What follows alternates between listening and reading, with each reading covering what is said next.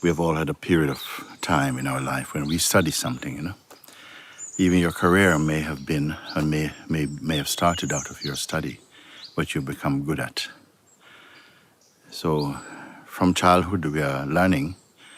It's put before us to learn something, to eventually discover perhaps a particular subject that is appealing to you. We're always learning and studying, discovering how the world works, how certain kind of instruments or tools and, like this, to serve our ideas, our inclinations, what we feel we are attracted to. But for many of you, life has brought you here. To myself, we have come to meet. And I myself am asking you, now you've studied so many things in life. Not everything, nobody can study everything. Now I ask you to study yourself. What does it mean? Of course, it's easy if I say, study a little bit about this land, or about the water flow, or about this, the seasons, or so on, or about some instrument. Because you take yourself to be the one who is doing the studying, and you're in some way engaged with some objective pursuit to understand something, to gain more skill, to be able to make use of your knowledge for some outcome. But you have come in search of truth. So I don't send you out, go and study the hill, study the water, study the fire anymore. Say, study yourself. What it mean? How to study yourself? Is it one self studying another self? Is it a lower self studying, or learning about, observing, discovering a higher self? So how does one begin, And of course, for many of you who have been following satsang for a time, I don't feel that this question is out of place again. To refresh your looking, how does one study oneself? What is the oneself? Body you can study. I think there's a name for that. Human biology or medicine, you can study about the body and the body's system and function. You can study about the prana, the vital breath. You can study about your blood type. But these are not the one who is observing them. And then you say you can study your character, how you study, how you observe your character, how do you, when the ancient ones have said, know thyself, what are they speaking about? What is this self to know? And who will know it? Is it something apart from the self that will know it? Is it another self to know oneself knowing another self? Is it like that? Well, if we put it to the mind and we are thinking like that, then of course it will feel, whoa, it gets confusing. Who is studying who, or what is studying what? But at all times you'll have a natural sense of your own being. So let's start there. What is that? If all the people on the earth vanished, you would know that you're still here. If all the thoughts that could come in the mind came and went, it would be you who observed them. Again, if all the thoughts, all the concepts that were perceivable would arise through your being in your mind, they would be noticed by something. That which notices them, is it the same as them? Well, we can look a bit more deeply. We may say, no, it cannot be the same. The one who is witnessing them, is this one also witnessable? That seemed to create some strange warp in the mind. Like, can the one who is seeing everything else, can this one be seen? Is there a one? And you're asked to look. And you know what? Just about that time, some laziness start to come up inside. Some sort of resistance. Some sort of justification of why we doing all this thing. We know who we are already and all of this stuff. So you're pointed, you can observe this also. Even the resistances that's coming up to the question is also noticeable. The one who appears to be resisting Is that really ourself? Is that really you? How close is it? How close? If I say, come close, we get very close, even centimeters close. When we touch, are we one even? Even if two things come together and they merge together, even their merging is also observed. So the point is not what you're seeing forward, but that whatever happens, it is perceived. And that which is perceiving it, where is that? Where is its location? Can it be said to be behind or in front or to the side or above or outside or inside even? So for this you must sit. And when I say sit, I simply mean be quiet with this. Can anything that you perceive, that you can say is studyable, meaning that you can observe it, its quality, its nature, its character, its weight, its size, its design, all of these things. But all of these are perceived also. From where does even the perceiving of them, even the perceiving of them is also, can we say also perceived also? The very act of perceiving is also, there's an awareness of this. Look what is happening. Even the sense of yourself in memory, the very archiving of one's history and the sense of your place in the world, there's an awareness even of that. What does it mean? It means that at the place of awareness, does awareness have any content? Our memory, our identity has content. But that which is aware of content, does that have any content? And who can receive this question? Is it a person? When even the person is perceivable? So these are the questions that come with the quest for awakening to the real. And I want to tell you ahead of time, no objective answer will satisfy you. It cannot be seen. That which perceives all things itself cannot be perceived. But I'm going to go subtler still. The mind itself is the first one to stand in the witness box to say, all these things I can perceive. All these things I can perceive. All that has shape and size and quality, it is I who perceive them. Time and change, it is I who perceive them. But then we say, isn't mind also perceived? And if mind is also perceived, what is it that is perceiving them? I don't want a word or a conceptual answer. I want the question to become like a searchlight, scanning to see if an entity can be found as the weakness of anything, you see. So that's one of the pathways of self-awareness, leads to self-awareness. You may just find that somehow all the questions just seem to nullify, or they just evaporate or disappear. And what is left is really nameless and shapeless. And curiously, is self-aware, a sort of self-awareness field.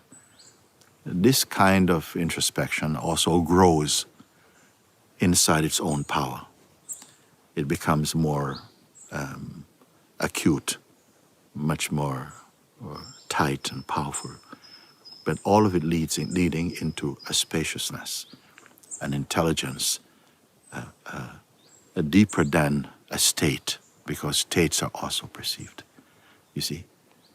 And now someone may ask, well, what's the benefit of this, you see? And such a question can only come from the one, again, who wants to have some benefit. As you proceed in your inquiry, in your devotion, in your surrender, you are tasting the fruit of that surrender. And you will see along the steps, each step, you will realize, whoa, I need to go more deeply. And it's not a trap, it's a freedom. The trap is behind what you're leaving. but you're moving more again, so to speak, back into your natural state. And you will not need someone to tell you this is natural. You see, just like if you are the only person around, if you're sick, you don't need someone else to tell you you're sick. You will know it. When you're happy, you don't need to know, am I happy? You know. And they're the same way. When you are free from the clutter of conceptual noise, you know it. And you know that it is natural. So, thank you. Good.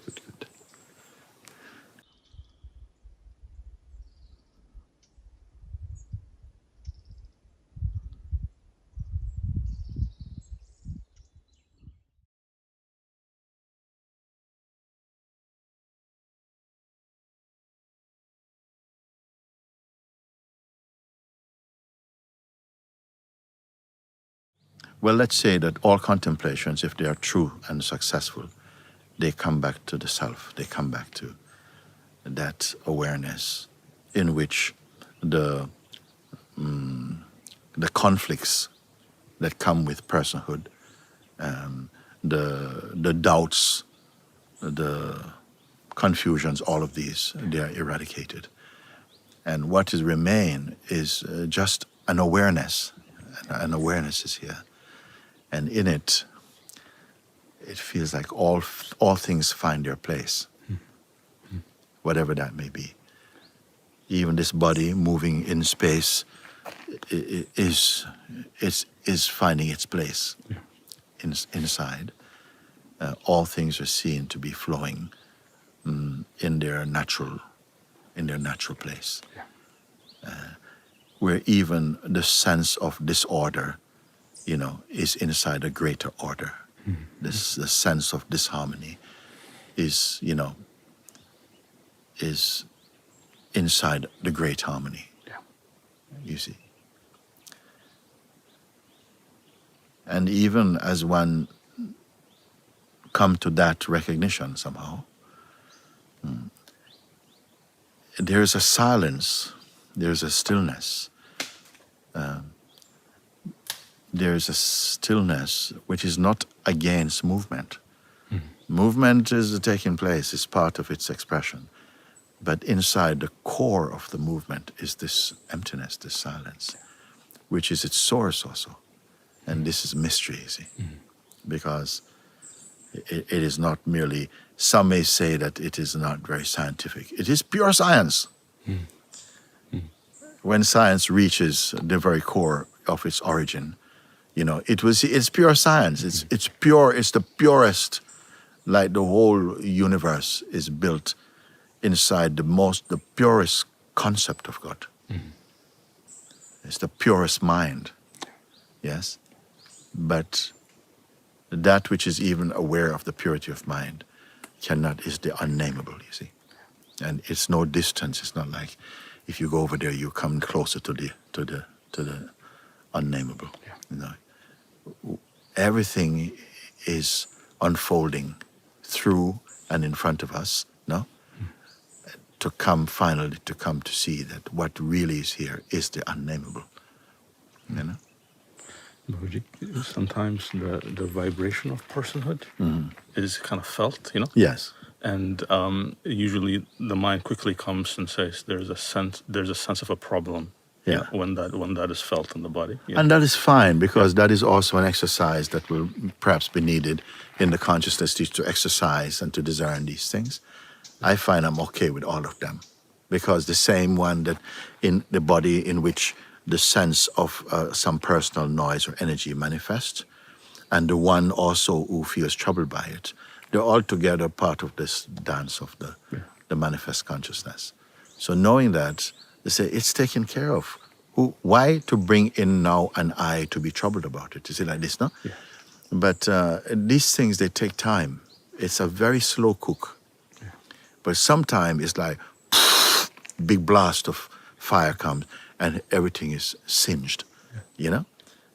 We can never. It's simply happening. It's a very natural, a God-natural unfolding in one way. But at some point, even the unfolding becomes sort of like superficial for you. the interest in the unfolding, you see. And that's not cursing the unfolding. It's just we are using it to, in a sense, everything in the life is a mirror reflecting the true. And the mirror is keep on reflecting more and more subtle things. In this mirror you can see the most subtle, until actually there's no duality in the mirroring, But I feel it does take time. Right? Time is also part of the story of consciousness. Development and maturity and all of this. It's not that, we start off so low, and in a sense we can look at it from a worldly perspective, but it seems like the whole thing on every level, including hell, the Supreme is there somehow taking care of the beings, Some are destined to be in a hellish state forever. I don't know what forever is, For as long as they suit their role, but because the nature of movement is always to evolve, to a certain place, and even to evolve and then back to an ending seems alive. That some things must spend their time and return to whatever their source is in the play of time, inside the timeless. So, And some things just over spending time with you and in satsang, what I'm noticing is that I know certain roads are gonna end up in a dead end, certain roads within the mind, and something is not entertaining taking any subtle road inside the mind towards a something, and the consciousness is more staying home. I don't know how to say. It's simmering. Because for a while we are on fast coke and then somehow it's just sort of simmering. Something is simmering. But even the simmering, there's an awareness of the simmering. Yeah. But it feels much more, it's like some plants give a bad smell, and some things give a very nice smell, and it becomes a very nice fragrance. This simmering, it feels somehow a harmony is there. At some point, you can even see this. You can even see harmony in a disharmony. It's a strange thing. You see, wow, why should that be happening? And something accepts it because it needs to happen. Does that mean we should do nothing about something you see that seems that, well, if it moves inside the body and it wants to use this body to participate in changing the course of an action, then it will come. If it's coming a lot through the mind, it also will come, because that's where the energy wants to flow, either through mind or in spirit or in form. It finds its way, and it's so excellently wise. It never makes mistake. So any mistake is only made in the mind. And it's amazing. This Father, this Supreme.